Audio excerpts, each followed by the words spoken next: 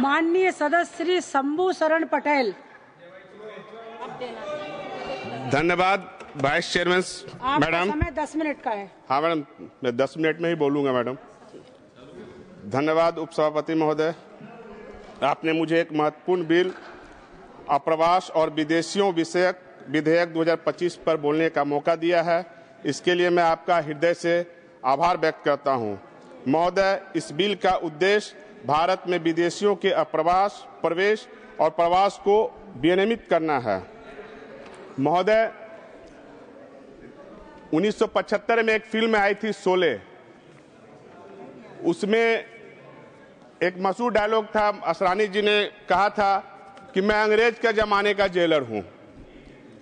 उसी तरह से अभी हमारे स्वतंत्र भारत में भी अंग्रेज के जमाने में बनाए गए कानून चला आ रहा था, जिसका अवलोकन करने के बाद माननीय प्रधानमंत्री श्री नरेंद्र मोदी जी के नेतृत्व वाली सरकार ने बहुत से गैर जरूरी कानून को निरस्त किया और कुछ कानून को संशोधित कर उसे आजाद भारत का कानून बनाया है।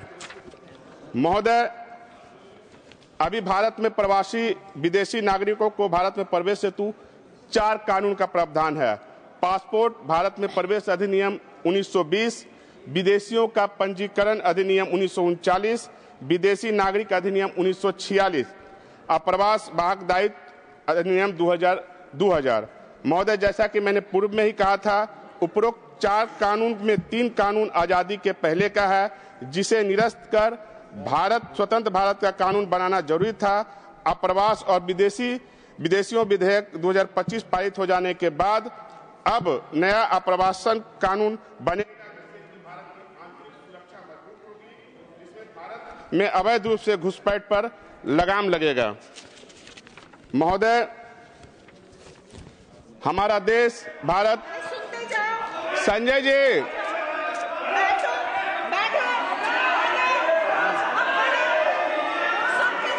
अच्छा रुक जाइए। महोदय 1 मिनट, महोदय मेरा टाइम को पॉज किया जाए। आप बोलिए।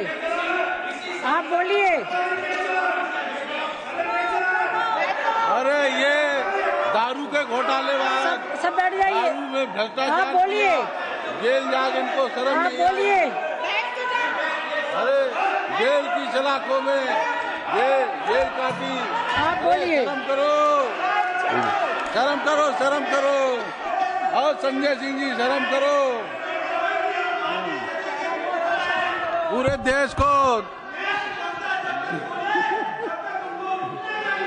पूरे प्रदेश दिल्ली को दारू पिलाई, और भ्रष्टाचार में आखंड डूबे। बैठ जाइए। वो पॉज किया हुआ है। महोदय बोल के जाइए। महोदय,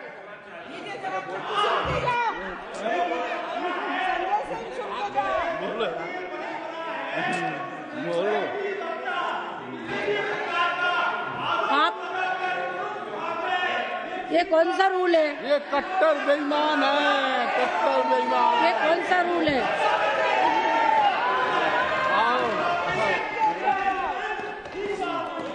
चलिए महोदय, आपको समय दिया जाएगा। 2014 के पहले भारत का जो नेतृत्व था, वह नेतृत्वकर्ता के नेतृत्व में सभी डिपार्टमेंट में घोटाले और भ्रष्टाचार व्याप्त था। 2014 के बाद जब माननीय प्रधानमंत्री जी देश की गद्दी को संभाला, तो उस समय देश की जो भारत का जो अर्थव्यवस्था था, दुनिया की 10वीं सबसे बड़ी अर्थव्यवस्था थी। उसके बाद 2014 से लेकर 2025 जो अभी चल रहा है, भारत दुनिया की 5वीं सबसे बड़ी अर्थव्यवस्था बन गई है। और 2027 तक यह कहना कहीं अतिशयोक्ति नहीं है कि भारत दुनिया की 33वीं सबसे बड़ी अर्थव्यवस्था बन जाएगी। महोदय, भारत में अब व्यापार करना आसान हो गया है। भारत में शिक्षा प्राप्त करना, अस्पतालों में सस्ते और अच्छे इलाज की वजह से मेडिकल टूरिज्म की संख्या बढ़ी है। ईज ऑफ डूइंग बिजनेस होने की वजह से भारत में विदेश से आने वाले लोगों की संख्या बढ़ी है। महोदय, हमारा देश भारत अतिथि देवो भव और वसुधैव कुटुंबकम पर विश्वास रखता है। अवैध रूप से भारत आने वाले लोग का हम दिल खोलकर स्वागत करते हैं, उनका सत्कार करते हैं, लेकिन जो अवैध रूप से आएंगे और जो आए हैं उनको उसी तरह से उनके देश में वापस भेज दिया जाएगा। महोदय, अभी हमारे आपके सदस्य बंगाल सरकार के प्रवक्ता के रूप में बोल रहे थे, मैं उनकी बातों का भी जवाब दूंगा। महोदय, हमारे विपक्षी दल के कुछ सदस्य फेडरल स्ट्रक्चर की बात करते हैं, अब प्रांतों के आंतरिक मामले में केंद्र सरकार पर हस्तक्षेप करने का आरोप लगाते हैं। महोदय, मैं आपके माध्यम से एक बात बताना चाहता हूं, भारत एक स्वतंत्र राज्य है और केंद्र सरकार और संसद द्वारा बनाया गया कानून भारत के सभी प्रांतों पर लागू होता है। खासकर देश की सुरक्षा और नागरिकता के सवाल पर सिर्फ भारत सरकार का कानून ही अंतिम रूप से माना जाता है। महोदय, हमारे देश में एक प्रांत है पश्चिम बंगाल, भारत का वह एकमात्र ऐसा प्रांत है जहां सबसे ज्यादा अवैध रूप से बांग्लादेशी मुसलमान और रोहिंग्या रहते हैं और उन लोगों की नागरिकता को वहां की सरकार के संरक्षण में उनका अवैध रूप से आधार कार्ड, अवैध रूप से राशन कार्ड, अवैध रूप से उनका पासपोर्ट बनाया जाता है, देश का वोटर बनाया जाता है और देश के खिलाफ पूरे हिंदुस्तान में घूम के उनसे दंगे कराए जाते हैं।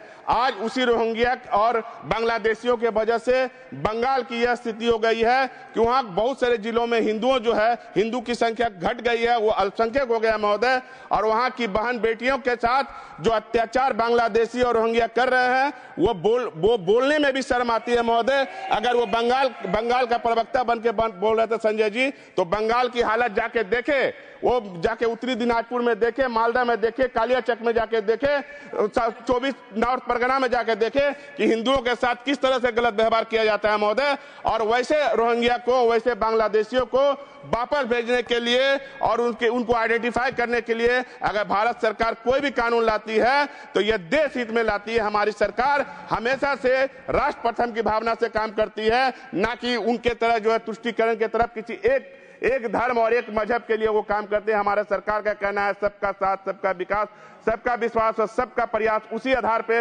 आज तक जितना भी 2014 के बाद 2025 तक जो भी कानून हमारी नरेंद्र मोदी जी की सरकार ने लाया है वह सभी के लिए लाया है और देश को सुरक्षित करने के लिए लाया है, देश के विकास के लिए लाया है, ना कि किसी धर्म और किसी मजहब के खिलाफ लाया है। महोदय, आज मैं सदन के माध्यम से माननीय देश के प्रधानमंत्री और गृह मंत्री जी से आग्रह करना चाहूंगा कि जो अवैध रूप से बांग्लादेशी और रोहिंग्या पश्चिम बंगाल में और झारखंड के कुछ एरियो में जो वास कर रहे हैं, रह रहे हैं, उनकी जांच एनआईए को दें और उसके लिए कमेटी बनाए। जो अवैध रूप से रह रहे हैं उनको अविलंब जो है देश से डिपोर्ट किया जाए। महोदय, आप्रवासन और विदेशी विधेयक 2025 का मुख्य उद्देश्य देश में अवैध आप्रवासन को रोकना और देश की आर्थिक सुरक्षा को सुदृढ़ करना है और विदेश घुसपैठियों को रोकना है। संजय जी कह रहे थे कि राज्य की सरकार, वहां तो केंद्र की सरकार है, बीएसएफ के जिम्मे है, तो 2000 घुसपैठ जो है 2014 के पहले जितना हुआ है आप उसको और जो अभी का है उसका आप डाटा मिला ले महोदय। पहले पूरा सीमा जो है वो बांग्लादेश का सीमा लगभग 2000 से ऊपर किलोमीटर का है, वो पूरी की पूरी सीमा जो है वो खुली हुई थी। आज हमारे माननीय गृह मंत्री जी के नेतृत्व में लगभग 85% जो है सीमा में बार लगाने का काम हो चुका है। कुछ जगह जो है माननीय गृह मंत्री जी ने कहा था बहुत सारा ऐसा जगह है जहां पे बार फेसिंग नहीं हो सकता, नदी है, नाला है, ये सब है, वहां नहीं हो सकता है। तो अब इनको समझना चाहिए, ये जिस संजय जी ने आरोप लगाया कि जिसके खिलाफ वो परिवारवाद का वो खिलाफ करके वो सत्ता में आए, कहते थे इंदिरा का पुत्र कौन, राजीव का पुत्र कौन, राजीव की पत्नी कौन, सोनिया का बेटा कौन, राहुल, डीएमके पे बोले, फिर क्या कहते हैं अभी नहीं है रामगोपाल जी, उनके पूरा फैमिली पे बोले और उन्हीं के साथ जाके सरकार उन्होंने बनाया और हमारे सरकार पे जो है दोषारोपण करने का काम करते हैं। महोदय, इस कानून को आ जाने के बाद देश में जो विदेशी लोग आते हैं चाहे वो मेडिकल टूरिज्म के नाम पे आए या एजुकेशन के लिए आए या फिर घूमने के लिए आए, वो जिस अस्पताल में, जिस एजुकेशन, जिस यूनिवर्सिटी में रहेंगे, जिस होटल में रहेंगे, उनका जो है ऑनलाइन उनको इंफॉर्मेशन सरकार को देना होगा जिसमें गलत कहाँ है। और वो कह रहे हैं कि संजय राउत जी चले गए, वो कह रहे थे ये देश को जेल बनाना चाहते हैं। ये देश का जेल नहीं है, ये देश अतिथि देवो भव के प्रावधान पर चलता है महोदय। उनके कार्यकाल में, यूपीए के कार्यकाल में, कंप्लीट करिए, आपको थोड़ा एक मिनट मैडम, एक मिनट तो दे दीजिए मैडम, मेरा काम अभी, मेरा टाइम बाकी है मैडम। है अभी आपका समय। यूपीए के कार्यकाल में सिर्फ 10 देशों के लिए जो है ऑनलाइन वीजा का प्रावधान था महोदय। हमारी सरकार ने उसको बढ़ाकर 169 देशों के लिए ऑनलाइन वीजा का प्रावधान किया है। आप बताएं कि हम लोग विदेशियों या अतिथि को बुलाने का काम कर रहे हैं या भगाने का काम कर रहे हैं, ये उनको डिसाइड करना है। किसी पे आरोप लगा देना, मिथ्या आरोप लगा देना, ये विपक्ष का जो है, आप उनके पास तो कुछ है नहीं। देश तो गांधी जी ने 1948 में कह दिया था कि भाई कांग्रेस का जो ये था, जिस वजह से कांग्रेस बनी, वो पूरा हो गया, अब कांग्रेस को समाप्त हो जाना चाहिए। देश की जनता कांग्रेस को समाप्त कर रही है और हमारी सरकार अंग्रेज के द्वारा बनाए गए गलत कानूनों को संशोधित कर रही है और समाप्त कर रही है। हमारी सरकार का एक ही उद्देश्य है, देश को विकसित राष्ट्र बनाना। और नरेंद्र मोदी जी का जो लक्ष्य है 2047 तक भारत जो है विकसित राष्ट्र बनेगा मैडम, इसमें कहीं कोई दो राय नहीं है महोदय। जो भी आरोप प्रत्यारोप लगाते हैं उनका काम ही है, उनकी नौकरी ही है आरोप प्रत्यारोप लगाना। अंत में मैं, चूंकि यह देश को मजबूत करने वाला कानून है मैडम, देश राष्ट्र प्रथम की भावना से ओतप्रोत कानून है मैडम, इसलिए मैं काकोरी कांड के बाद जो राम प्रसाद बिस्मिल जी ने अपने एक लास्ट, जब उनके अंतिम इच्छा पूछा गया था तो उन्होंने एक पंक्ति कहा था राष्ट्र के लिए, मैं उस पंक्ति को बोलते हुए अपनी वाणी को विराम दूंगा मैडम। उन्होंने कहा था, जीवन पुष्प चढ़ा चरणों में, मांगे मातृभूमि से यह वर, तेरा वैभव अमर रहे माँ, हम दिन चार रहे न रहे, हम दिन चार रहे न है। जय हिंद, जय भारत, वंदे मातरम। धन्यवाद। अगले वक्ता के रूप में माननीय सदस्य श्री राम जी।